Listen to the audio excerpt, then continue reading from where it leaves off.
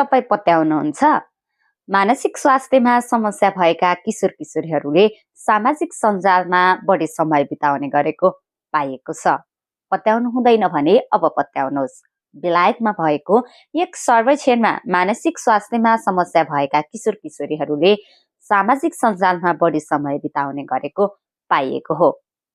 3000 बढी किशोर किशोरीमा गरेको सर्वेक्षणले यस्तो देखाएको छ। अन्य व्यक्तिहरू भन्दा मानसिक स्वास्थ्यमा समस्या भएका किशोर किशोरीहरूले 50 मिनेट बढी सामाजिक सञ्जालमा समय बिताउने गरेको पाइएको हो। बेलायतमा गरिएको एक बृहत सर्वेक्षणले मानसिक स्वास्थ्य समस्या भएका किशोर किशोरीहरू सामाजिक सञ्जालमा धेरै समय बिताउने गरेको देखाएको छ। औसतमा अन्य भन्दा उनीहरू यस्ता सञ्जालमा 50 मिनेट बढी समय बिताउने गरेको र उनीहरूको अनलाइन अनुभव र खुसी अन्य किशोरी भन्दा कम हुने देखिएको छ। 3000 भन्दा बढी बेलायती किशोर किशोरीमा गरिएको उक्त सर्वेक्षणले यसो देखाएको हो। नेचर ह्युमन बिहेभियर नामक वैज्ञानिक जर्नलमा हालै प्रकाशित सो अध्ययन अन्तर्गत विशेष गरी मानसिक स्वास्थ्य समस्या भएका किशोर किशोरीहरूले कसरी सामाजिक सञ्जाल प्रयोग गर्छन् भन्ने कुराको अन्वेषण गरिएको थियो।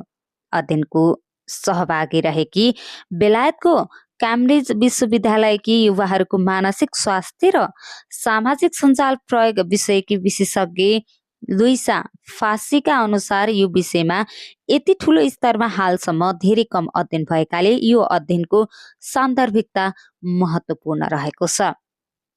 यसैगरी Columbia university Irving medical center New York सहरकी क्लिनिकल बाल तथा किशोर मनोविज्ञानकी एनी मेरी अल्बनो भन्छन्, यदि तपाईको युवा अवस्था चिन्ता डिप्रेसनका कारण कमजोर छ भने सामाजिक सञ्जाललाई सावधानीपूर्वक निगरानी गर्नुपर्ने हुन्छ। अध्ययनले सम्बद्ध परिवारलाई एउटा राम्रो चेतावनी दिएको छ। अनुसन्धानकर्ताले बेलायतको राष्ट्रिय स्वास्थ्य सेवा एनएचएसले सन् 2017मा 11 देखि 19 वर्षका बालबालिकामा गरेको सर्वेक्षणको तथ्याङ्कहरूको विश्लेषण गरेका थिए।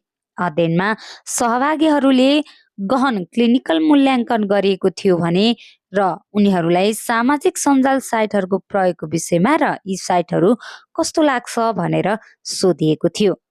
अध्ययनमा समेटिएका 16% उत्तरदाताहरूमा कम्तीमा एक मानसिक स्वास्थ्य समस्या थियो। यी मध्ये 8%मा डिप्रेसन र चिन्ता जस्ता आन्तरिक समस्या थिए। उनीहरूले आफैप्रति नकारात्मक भावनाहरू राखेको पाइएको थियो।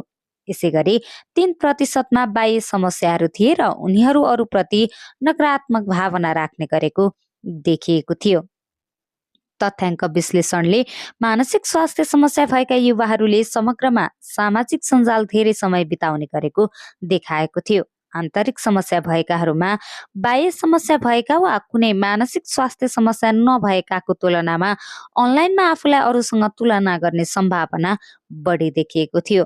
आन्तरिक समस्या भएकाहरू आफ्ना पोस्टमा गरिएका टिप्पणी र प्रतिक्रियाबाट पनि बढी प्रभावित हुने गरेको पाइएको थियो। सामाजिक सञ्जालमा कति समय बिताउने भन्ने विषयमा उनीहरूको नियन्त्रण कम थियो। अध्ययनले विभिन्न मानसिक स्वास्थ्य समस्याहरूसँग सङ्घर्ष गरिरहेका किशोर किशोरीहरूको उपचार कसरी गर्ने भन्नमा दिशा निर्देशन गर्ने अनुसन्धानकर्ताको दाबी छ। यो भिडियो कस्तो लाग्यो कृपया प्रतिक्रिया दिनुहोला। साथै अन्य यस्तै भिडियो हेर्नका लागि मेरो कुराको युट्युब च्यानललाई लाइक र सब्स्क्राइब गर्न नभुल्नुहोला। हामी मेरो कुरामा मानसिक स्वास्थ्यसँग सम्बन्धित रहेर विभिन्न विषयमा छलफल गर्नेछौँ। आगामी दिनमा मानसिक स्वास्थ्यसँग सम्बन्धित रहेर कस्ता विषयमा छलफल गर्नुपर्ला प्रतिक्रिया पनि दिनुहोला।